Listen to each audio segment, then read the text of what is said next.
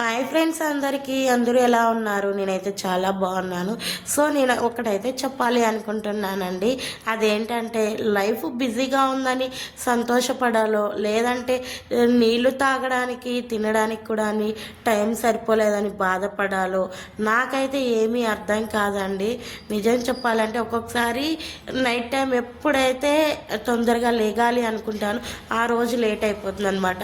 So రేపు Sunday కదా అని చెప్పేసి ఇంకా పడుకుందాం అనుకుంటే ఆ రోజు 4 గంటలకే మెలకు వస్తుందన్నమాట. సో ఇలా జరుగుతూ ఉంటుందండి. ఫర్ ఎగ్జాంపుల్కి చెప్తున్నాను. సో ఇలా అవుతూ ఉంటుందన్నమాట. ఒక్కొక్కసారి తను సరేలే నువ్వు ఏం చేస్తావులే అనేసి అని అర్థం చేసుకోగలుగుతారు. బట్ కాకపోతే మన ఆడవాళ్ళ మనసు ఒప్పుకోదు కదా. సో వాళ్ళు పస్తులు ఉంటే మనకేమనిపిస్తుంది అంటే అరే తినకుండా వెళ్ళిపోయారే, మనం తింటున్నామే అనేటువంటిది ఉంటుందన్నమాట. అదొక ధీమాగా ఉండిపోతుంది. సో తను వచ్చేంత వరకు దారి సైడే చూసుకొనే ఉంటాం, ఎప్పుడెప్పుడు వస్తారా అని చెప్పేసి ఎదురు చూస్తూ ఉంటాం. అవునా కదా అండి? సో ఇలా అవుతూ ఉంటుందన్నమాట.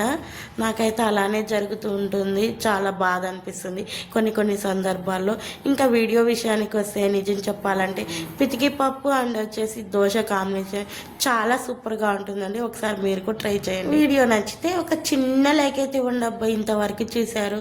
సో రెసిపీ కావాలంటే కామెంట్ సెక్షన్లో కామెంట్ చేసేయండి. వీడియో అనేది కంపల్సరీగా రేపు అనేది పోస్ట్ చేశాను. ఓకే.